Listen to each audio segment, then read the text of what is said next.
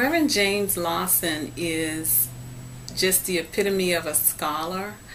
He's a professor at Vanderbilt University, and he has within himself just a dynamic story, over 50 years of work within the civil rights movement and the platform of nonviolent resistance. Prior to 1956, he was a licensed minister and had gone abroad and studied in India Gandhi's philosophies about nonviolent protest, nonviolent resistance, and the theory of nonviolence, and came back to the States in 1956 and enrolled in Oberlin College's School of Theology. And that's where he actually met Dr. King.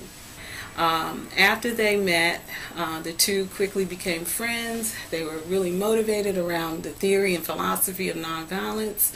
In the early 1960s, the Memphis sanitation strike, Reverend Lawson decided to chair the sanitation workers' plea and chair that movement.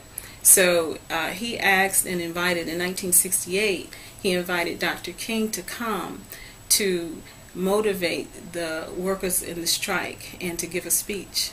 And little did he know that that would be Dr. King's final speech as part of the civil rights movement and his work in that area. And so on April 3rd of 1968, Dr. King gave his speech, the mountaintop speech. And lo and behold, on April 4th, 1968, Dr. King was assassinated.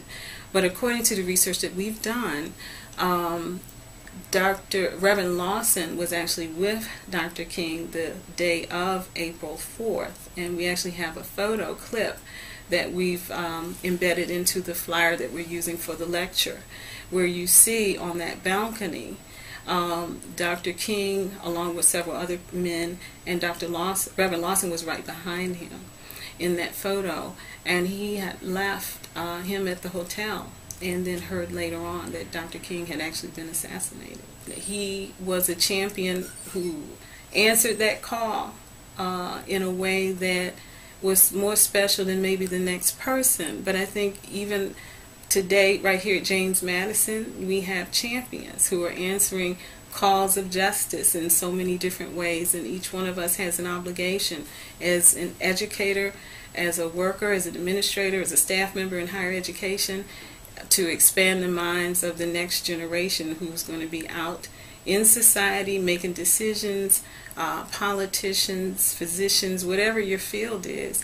It doesn't negate us from the obligation that we have as human beings to first and foremost reach out and touch and help somebody.